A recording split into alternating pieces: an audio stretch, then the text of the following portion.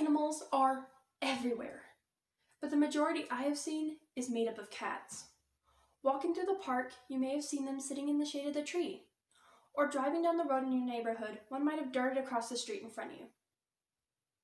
A little about me. My name is Gwen, and I've been in Girl Scouts for 8 years. For my Silver Award project, I have chosen this topic because I feel like it's something that is important to me. Originally, I had started this project back in Hawaii, and being part of a military family, we ended up moving before I could finish it there. Once we arrived here, I learned the same problem was present in the Pocatello and Chubbuck area. COVID then made an impact on how we were going to move forward with the project, due to quarantine and self-isolation requirements. A major impact was how we were going to interact with the community, now that we can no longer hold large meetings, and so many places having closed their doors. So thank you for taking your time to meet with me now on this platform. Having put in several hours of research, I have learned how feral cats impact our environment and how we can help reduce the population. So, for today's presentation, I will be talking about the effect it is having on the environment, what programs are in place to help reduce the population, ways you can help, and rehoming options. The effects of the feral cat population on our environment may not be as noticeable as pollution, but it still can cause as much damage. These cats are going out and disrupting the local wildlife population. They are reproducing at such a rate that is pushing out our native species, making it harder for them to survive. There are a few programs that are in place to help reduce the feral cat population. One program that is in place is the Trap, Neuter, and Release Program, also known as T.N.R, that is through the Pocatello Animal Shelter. T.N.R volunteers go out and set live traps to safely capture the cats. Then they bring them in to be neutered, after which they are brought back to where they were found and released. While at the Pocatello Animal Shelter, I was able to get an interview with the T.N.R program manager there. She was able to give me great insight onto how the T.N.R program runs and what T.N.R is. Hello, I am at Pocatello Animal Shelter with Kaylee. She is the program runner for T.N.R, and I'm here to learn more about it. So, what is the T.N.R program and what do they do? So the T.N.R program, it's a trap, neuter, return is what the actual T.N.R stands for. So what we're trying to do is be able to maintain the cat colonies that are around town. There's a lot of cats that are living just fine outdoors, and they have people, we call them caregivers or feeders, and those people pretty much care for those animals. Even though they're not their own cats, they still care for them, and they're thriving really well out in the wild. Our biggest thing is we want to make sure that we are trying to help them, so there will not be any more babies. So hopefully the population of the cats will slowly go down. So what we will do in the program is we will go out on 2 specific days to go out to certain areas to be able to trap as many cats as we can. We have a local vet in town that's willing to work with us, so every Tuesday and Thursday we'll take them in to the veterinarian to get fixed. So every cat will be spayed or neutered. They'll also get a rabies vaccination, and they will get a notch in their ear, and that just indicates that it has in fact been sterilized. And then after they're completely done with all of that, they'll hang out at the vet for a few hours, and then afterwards I would go and put them right back out in their community, which is also their cat colony, their home, so that way they can just continue to thrive and go back to living life the way that they should. Getting your animals fixed will also help them have a longer lifespan. Also getting that rabies vaccine will help them in the long run as well, to protect against anything like that. And they will, hopefully just continue. But the biggest thing that we want to focus on is stopping the reproduction of all of the kittens. And we also, by getting them fixed and everything else, a lot of your nuisance complaints will go down, so you won't have as many males fighting. because they won't be fighting over females or territory. Your females won't have to, go through the hardship of trying to give birth in an unsafe environment for them and their babies. It'll just do a really good thing for our community, I think. Chubbuck Animal Shelter, also known as the Chubbuck Animal Control Facility, will also take in feral cats for neutering, and if possible, will assist in rehoming them. The PAWS Program also takes in feral cats for neutering and rehoming if possible. I learned more about the PAWS Program through a local resident here. Here's a quick clip of me meeting her. Okay. Hello. Hello. So, who are you? My name's Jeannie Farnworth, and I live here in Pocatello, Idaho, and I'm helping with the Pocatello Animal Welfare Society so that we can spay or neuter feral cats so that the population doesn't increase.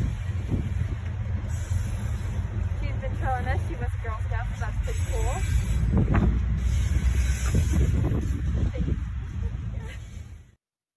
She told me about the feral cat issues near her home and how she was a Girl Scout as well. That is so totally awesome. Now that you know about T.N.R. and other programs, how can you help? There are many ways you can help. And during the interview with the T.N.R. manager over at the Pocatello Animal Shelter, she gave me ways that people can help and what they should use to catch the feral cats. That sounds really great, really amazing. So, with the T.N.R. program, how can people around in the community help out? So the biggest thing that people can do to help out would be if you know of a local area in town, and again, this just has to be in Pocatello. We can't go out to Chubbuck or anything like that. But if you know of any local areas in Pocatello that have a huge cat population, a lot of them are not fixed or whatnot, definitely give the shelter a phone call. We'll write down that information, so then that way myself can go out there and look around to see, kind of exactly what we're working with. Another thing that people can do as well is if you decide that you want to trap the cats yourself, that is a huge help. So you can actually trap the cats yourself. You can bring them up here to the shelter.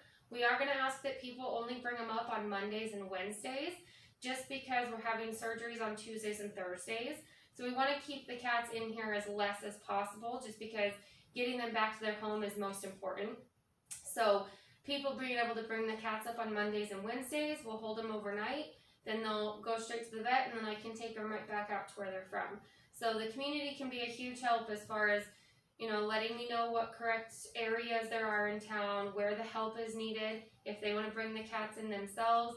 And also, once I start working with that family or that individual in that targeted area, they can kind of keep tabs on me, with me, to be able to be like, okay, say we had 30 cats, I now see 25 of them that all have a notched ear, but there's still about 5 that don't have any notches in their ear. So just kind of keeping in contact with me, so that way I know, roughly how many are left out in that targeted area that still need to be fixed. Okay, so you said if they wanted to trap the cats themselves, what form of trap should they use? So you definitely want to use a live trap, and you can buy those at Tractor Supply, Cow Ranch.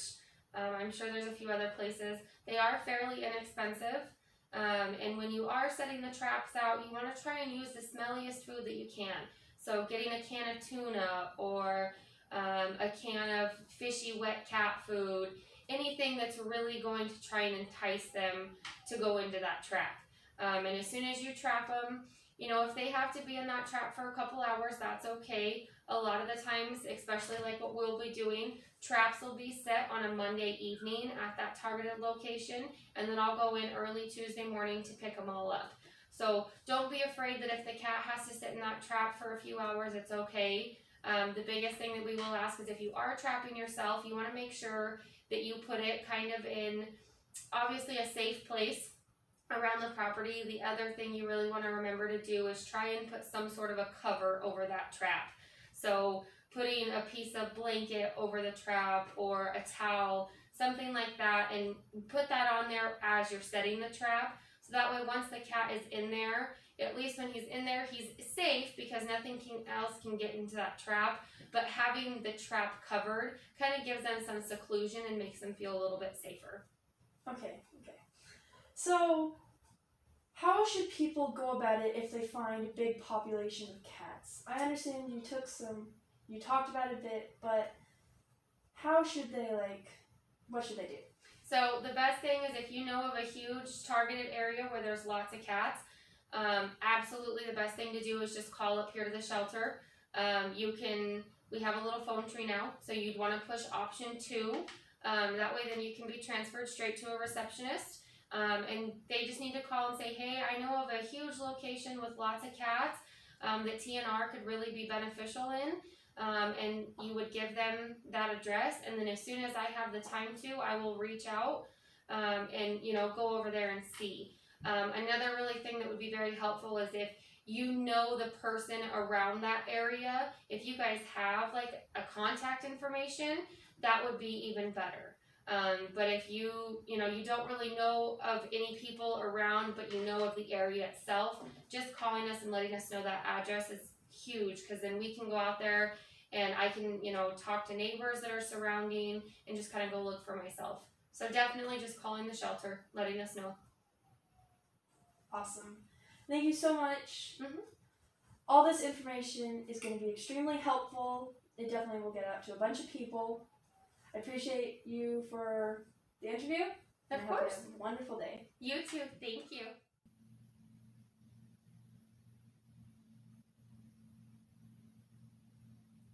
Report a spot with feral cats to the T.N.R manager at Pocatello Animal Shelter.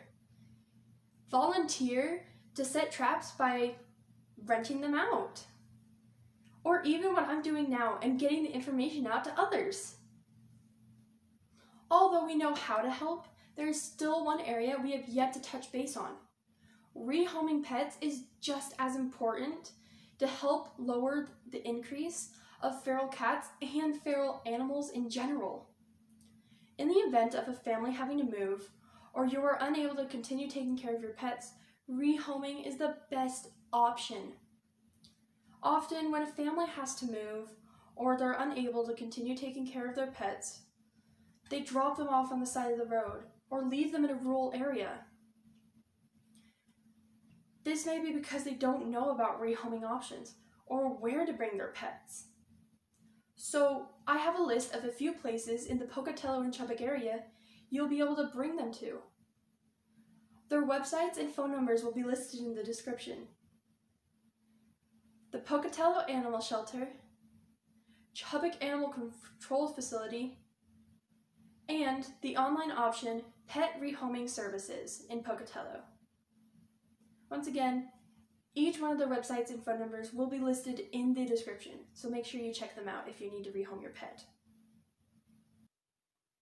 So, during this presentation, I talked about 1. The effects it is having on the environment, 2. What programs are in place to reduce the feral cat population, 3. Ways you can help, and lastly 4. Rehoming options. I hope this information is helpful and you have learned how you can help. Overall, there is so much that can be done to reduce the feral cat population in the Pocatello and Chubbuck area. It is just getting the knowledge out there. My continued contribution following this project is that I will be committing to posting flyers every 3 months for the next 4 years that I'm an active Girl Scout member. This is what the flyer will look like, and it will be posted in all places that will allow me to. It will have some of the same information that I put in this video. Thank you all for watching my presentation. I also wanted to take this time to thank the people who donated live traps. As part of my efforts to help my community efforts, I was able to reach my goal of 10 live traps to continue to the TNR program. Additionally, I will be making cat beds to donate, but they're not available at this time for pictures. As agreed upon, all those who donated a live trap will be receiving a personalized drawing from me, and it will be out in the mail by September 30th. Again, I just wanted to thank you all for taking your time to come and watch this, and everyone who donated. It means the world to me, and thank you. Bye.